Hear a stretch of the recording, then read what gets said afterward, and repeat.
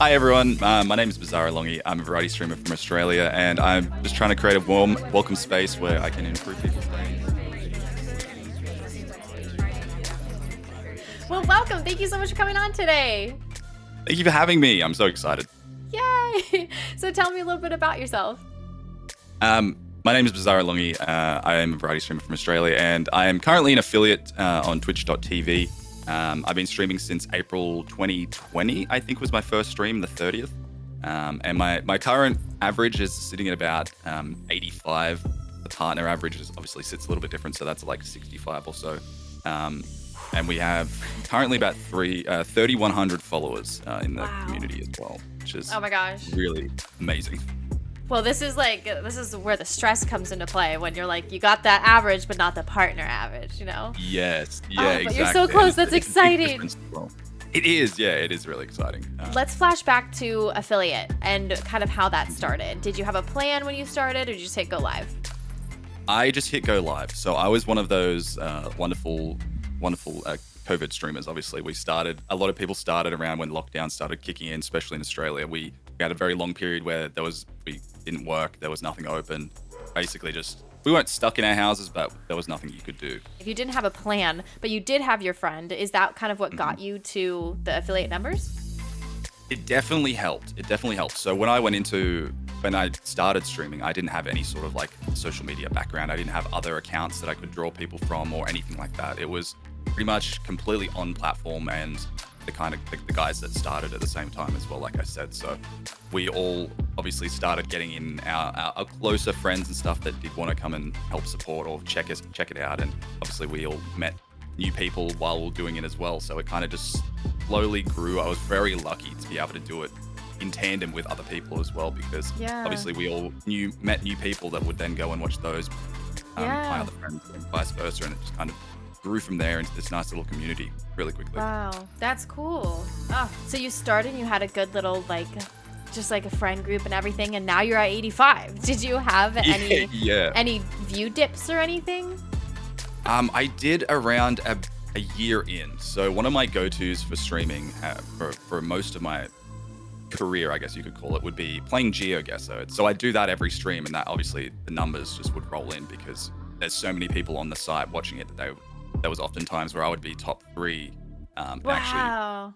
on the site on GeoGuessr. So you click on it and see Yeah. BizarroLongy and people come through, and it was mind-blowing. I don't know why I was on there, to be honest, but I was.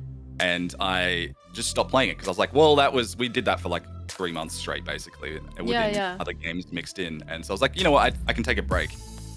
And that obviously coincided with a big drop. There were so many people coming in to watch me play GeoGuessr that it kind of killed off. It was like average of like 20 people or something dropped from just not playing GeoGuessr. So that was like a little bit of a hit to the heart, I guess you can put it.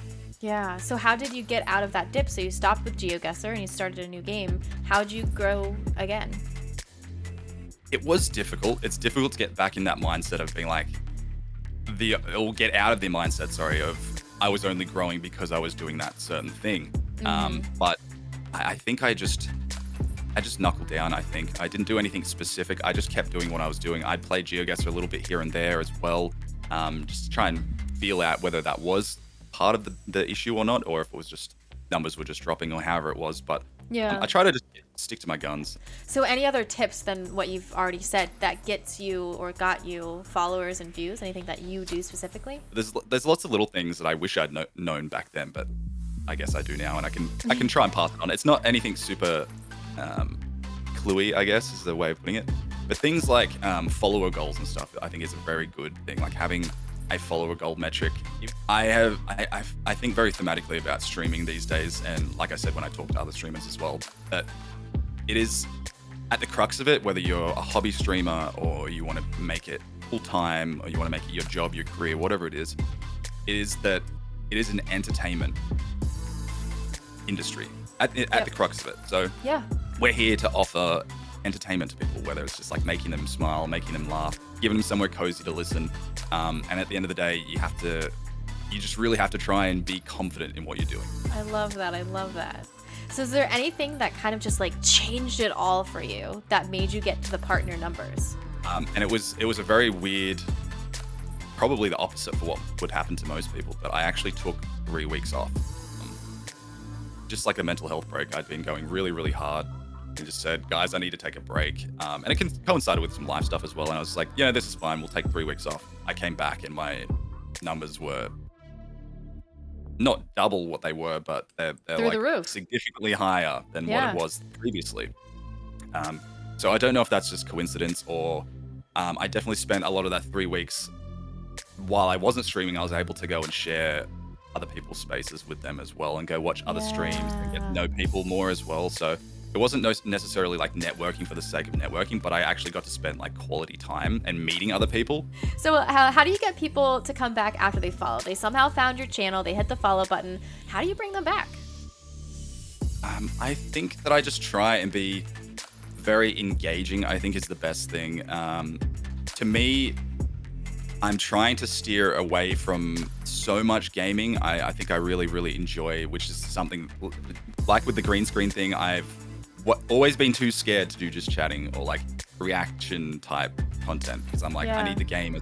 I had the game as a crutch basically. And Wow, I can react yeah. to the game. Whereas even when I was playing the game, I have like 10% focus on the game and 90% focus on chat. Like I'm always talking to the chat. People are like, why are you talking to us? You're just dying. I'm like, yeah, well, honestly, I don't really care. It's just there to do something basically. Twiddle your thumbs, literally. Yeah, literally. Yeah. So I think being engaging is the number one thing. Whether you're playing a game that's obviously requires a lot of focus or not, taking the time to like literally peek at chat, whether it's flying, whether it's crawling, it doesn't matter how many people in the chat, but just also trying to keep conversation going. You don't have to just talk 24/7. But if you've ever seen my stream, then you'll know, or yours, Hollie's as well. You know that we do just talk 24/7. You know what I mean? Like that is, it's a way You to can't keep get us to people shut engaged. up. Yeah, literally. And I think that's a good thing. Obviously, every stream is going to be different. So what's next? You're at the almost partner average. You already are in the sense of the term. What's next? What are your goals? I would love to hit partner because it's a metric of success, I guess. It's not the be all and end all. I don't want to get partner and then give up or stop or anything like that. I want to keep growing and creating that space for the community as well. Just making what I do better. And like I said, with all the rework of my stream and stuff, just making it better, making it look better, making it sound better. The quality, the confidence, all that sort of stuff all kind of rolls into one thing, I think.